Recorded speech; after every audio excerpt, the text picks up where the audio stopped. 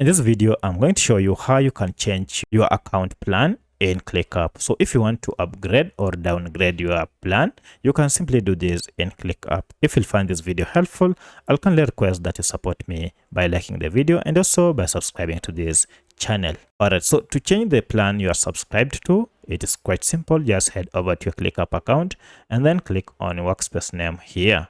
Then go ahead and click on settings and then go to upgrade. Now from here, you'll be able to see all the plans that are available, and you'll also be able to see your current plan. For my case, I'm currently on a free plan. You can see even the details of the plan here. If I actually want to change this or switch this to a new plan, you can go ahead and either downgrade by choosing a lower plan or upgrade by choosing a higher plan. Once you have chosen it, now you'll have comfortably switched from your current plan to another plan.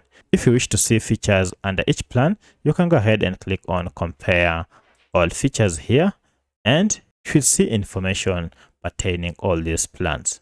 So that's how you can switch your plans in ClickUp. If you have any other question, kindly let me know in the comment section. Otherwise, thanks for watching and let's meet in the next video.